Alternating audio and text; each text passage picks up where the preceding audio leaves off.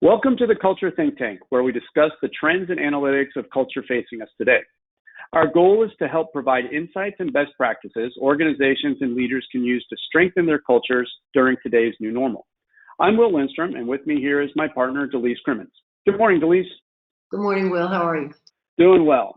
So what do we have on our docket for today? Well, with so many organizations right now, we're in the beginning stages of sending our employees home to work from home during this COVID-19 crisis. So we want to figure out how we can do that better, how leaders can lead through this, how employees can be successful through this. So if you've been transitioned out of your workplace and into the home, we want to figure out how to do that well.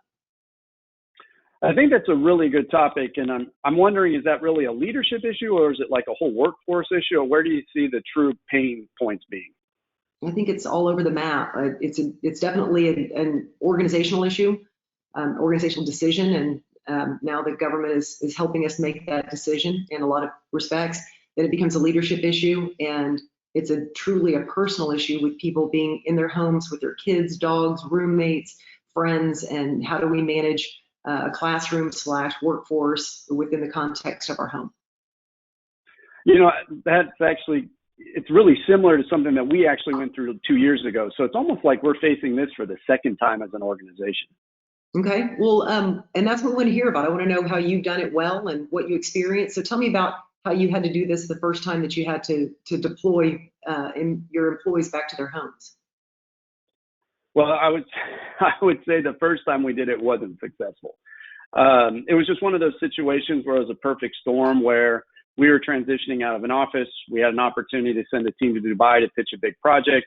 And so for about a 5-week period, everybody just in the US side, we just sent them home because we didn't know what else to do because we had to jump on this opportunity.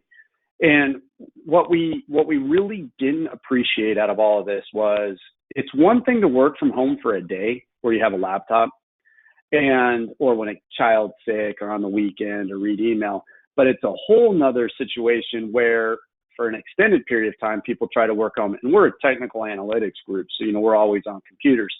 And what we realized is being on a computer with 2 monitors, having a full-size keyboard, having a full-size mouse, those were all hugely critical things that we just missed. And we lost probably 2 to 3 weeks just figuring that out. And that's probably one of the biggest things that, we did this time around was just recognizing that the transition home is a big deal, and it's not like everyday work. You just can't assume that it's like the same work environment when you're in office. So how did you approach it the second time, learning what you learned from the first experience? The biggest takeaway we had was we didn't mess around. As soon as we knew that they're going to most likely close our building, we weren't going to be able to get into our office in the government situation. We just made the decision okay, we're going to do this, and we're going to take 3 days, and we're going to pack up everybody's workstation. So, it looked like we were robbing the place. We had 2 monitors under in each arm. We were walking out. We had our team show up. They'd pull their car up. We would load up their 2 monitors, their boxes, their keyboards, their mouse. We loaded everything up and sent them on their way home, and then encouraged them to set it up. And that's you could worry about what happens if a monitor gets broken or something, but it really wasn't something that we care about or really were worried about. Because the cost of replacing a monitor versus the cost of losing somebody not working for a week, it doesn't even compare. So that was the first thing we did, was just get everybody set up on a workstation. For those that were with us, they kind of knew what to do. For those that hadn't been through that period 2 years ago, we worked with them to say, okay, if you try to set up on your kitchen table and you've got kids and cats running around, that may not be ideal. So if you have to take an extra day to make space, whether it's in your basement, whatever it be, take the time. And so that worked out really well for us. So it took us about 3 days to get everybody set up versus the 2 weeks worth of, inefficiency. The second big thing that we really focused on was getting back to recognizing that when people are home, especially now with kids, the 8 to 5 workday or the 9 to 6 workday is not something you can expect. So we started rescheduling, recognizing that parents are going to have to take care of kids during the day, and especially if they're going to have to educate kids during the day because they can't go to school. So we've started readjusting our work schedule. So we have late night meetings where, we do system reviews now from 7 o'clock to 10 o'clock p.m. Just because that's when our core group of people have their kids in bed. And the other thing is we're just not worried about what are people getting done on a day. What we're really focusing on is what are people getting done on a week, and recognizing that maybe I can't work Friday, so they're going to pick it up on Saturday or Sunday. So those are the two biggest things: is get the workstation set up, and then just throw the calendar out the window and find a calendar that's going to work for you and work with your people given these limits. Yeah, and it's exacerbated this time because all the kids are being sent home too. So we've got families all in the same room in the same house working on the same computers. Yeah, I get that. How did your leadership approach it? How did leadership help you guys? We we were the leadership trying to, we had to lead ourselves through it. We were a small company. We really just had to figure it out.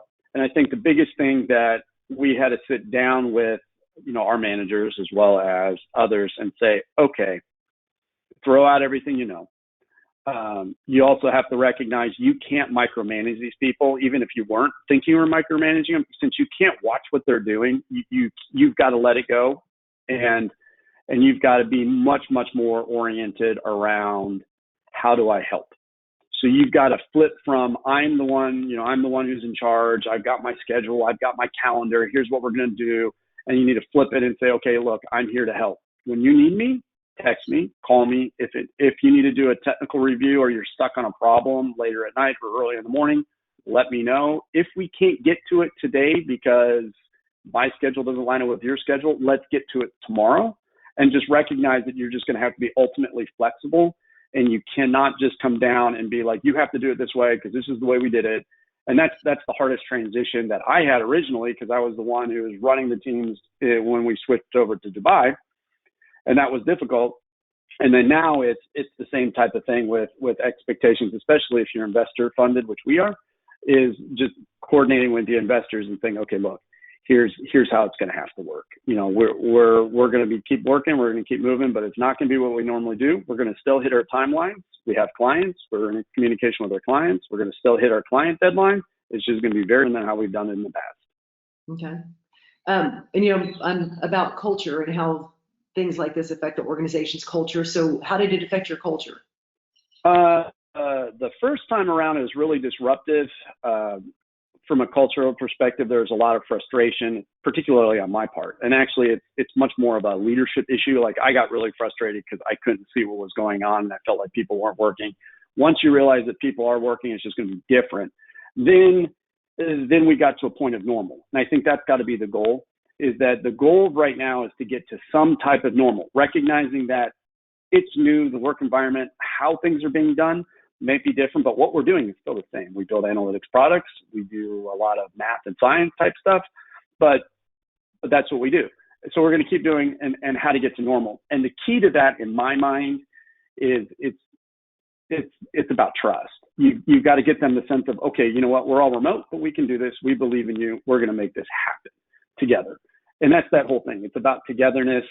And, and nowadays we're trying to do a lot more video. I'm not someone who likes to be on video. I'd rather do it on the phone because I'm typically in a car anyway.